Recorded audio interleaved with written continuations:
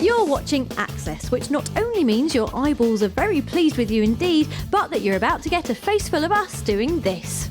Rubbing wands with famous wizards at the Making of Harry Potter tour at Leavesden Studios. Testing Gearbox Software's knowledge of alien lore as we visit the studio in Dallas. And rounding up the hottest news in our PlayStation briefing. First though, it's rolling hills and rolling heads in our role-playing game of the week, Dragon's Dogma.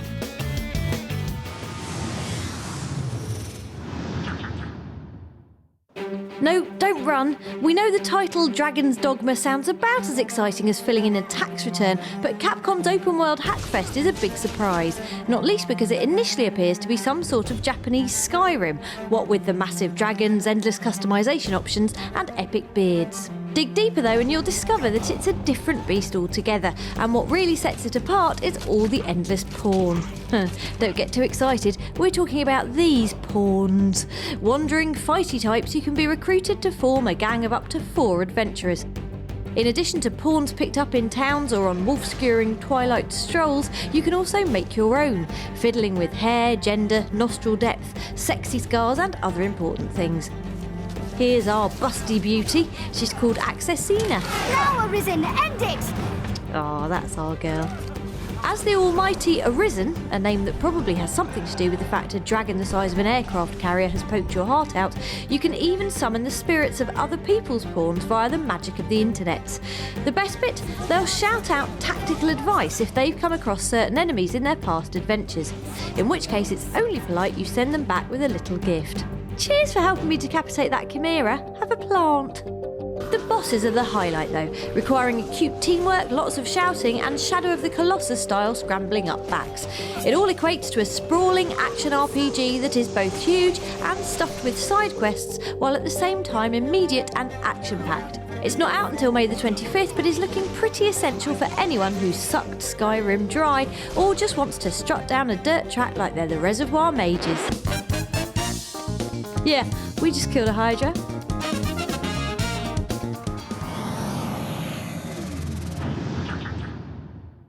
Pay attention viewers, it's time for a quick burst of news in our PlayStation briefing. EA Sports has confirmed that PS3 gamers shall go to the ball this summer, the ball in question being a football as kicked into goals by the stars of Euro 2012. For the first time ever, the publisher's tournament tie-in will be a downloadable add-on to the excellent FIFA 12 and will be available to buy from April the 24th. Bagsy be not England. Disney has confirmed that adventure sequel Epic Mickey 2 will be coming to PS3 later this year. The game takes place in the Wasteland, a home for forgotten Disney characters, and we asked its creator and all-round mastermind Warren Spector if the animation giant placed any restrictions on what he could and couldn't use. Honestly, they've only said no to me once. And it's about the silliest thing. I have no idea why this is. I can't show Mickey's teeth. Sad news for anyone holding out for Epic Mickey 3 Mickey's Teeth. Although on the other hand, those people are crazy, so they might not notice. And the news just keeps getting sexier, with confirmation that well-rounded sucker of lollipops Bayonetta will be a playable character in upcoming online brawler Anarchy Reigns. The game looks as outrageous as everything else that's come out of Platinum Games, and the sultry Umbra Witch seems right at home, walloping enemies with her fancy barnet. That was your PlayStation briefing. We'll be back with more next week.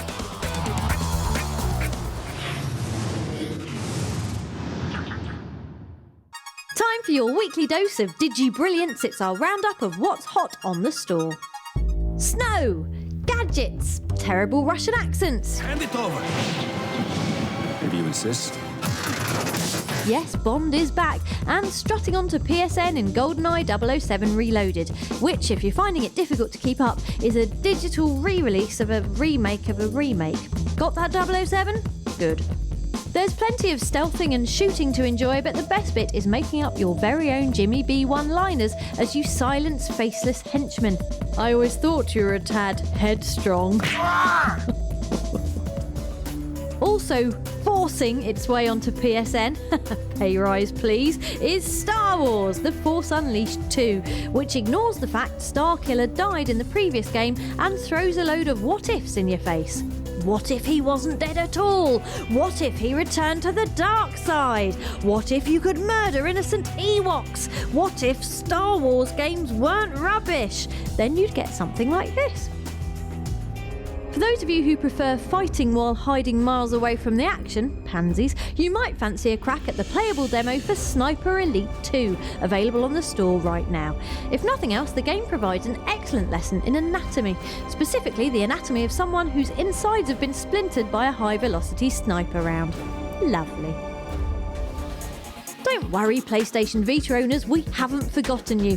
Ready for download today is Star Drone Extreme, a game where you control this star drone as it drones extremely around what looks like the inside of a kaleidoscope. Pretty, puzzly, and plenty of fun. That's all from the store for now. We'll be back with more downloadables next week.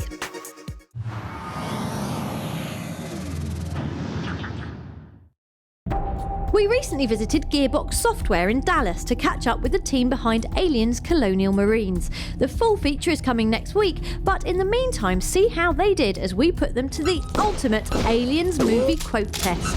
So team, finish these famous lines from James Cameron's awesome movie. Hey Vasquez, have you ever been mistaken for a man? No, have you? No, have you? I'd like to keep this handy. For Close Encounters. Close Encounters. For Close Encounters, there you go. But can you name the character? Oi, this is my quiz. Another glorious day in the Corps. Day in the Marine Corps is like a day on the farm. I know what he says next. Isn't that the whole thing? Oh, what does he say after that? That's an April quote. Every meal a banquet, every paycheck a fortune. I hate April. Every meal's a banquet, every formation a parade. I love the Corps. All right, sweethearts, you heard the man and you know the drill. That's a good one. asses and elbows? Asses to elbow macaroni. Assholes and elbows. Not bad. Not bad for a human, yeah. No, I just mean not bad. And stay frosty until next week when we'll be back with a full behind-the-scenes look at the game. It is too bad.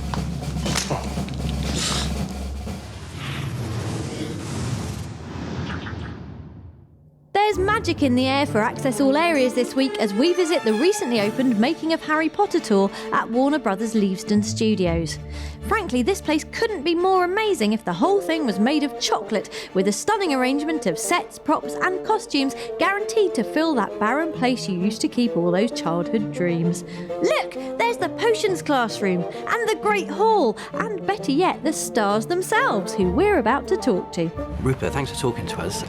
You must have spent so much time in these sets, and now it's all on display to the public. I guess that must feel quite odd, like someone's put your house up for a tour. Yeah, I mean, it is very strange because this place is like a home to us. I mean, we've spent 10 years here, I pretty much grew up here, and it's very weird to see it in this kind of perspective where people are walking around. And it's great that, like, all the unsung heroes are finally going to get a real, hoorah and a cheer, because, the actors are kind of at the forefront of the glory, and we really steal the praise without deserving it in the slightest, I think. I'm happy that it's become a studio tour so that it's always going to be there.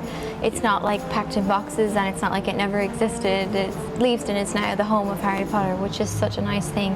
All the creatures, like with the buckbeak, I've seen a few people actually bowing to the buckbeak. So yeah, it's great that we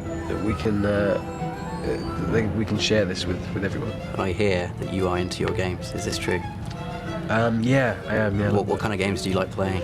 At the moment, it's kind of mainly Rock Band, actually.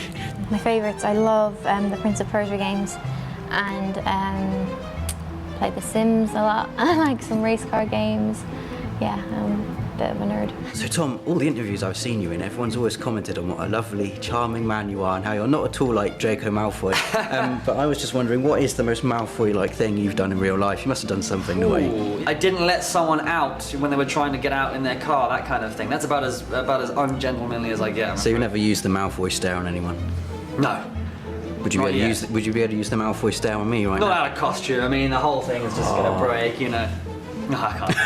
It breaks into a laugh way too easy. Thanks to Rupert, Tom and Ivana, all of whom are now our BFFs. To experience the magic for yourselves, head to wbstudiotour.co.uk to book your tickets.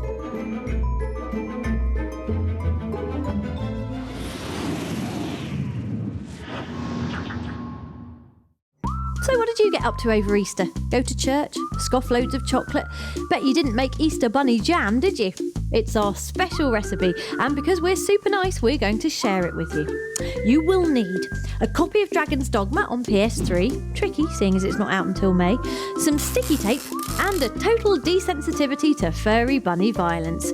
So you simply walk up to your rabbit, press R2 to lift him up, make sure he's nice and squirmy, that's it, and press triangle to lob him off a cliff. And there you have it, Easter Bunny Jam. The sticky tape is to gag anyone who witnessed you doing it. Happy jamming. Take care you aren't soaked in water.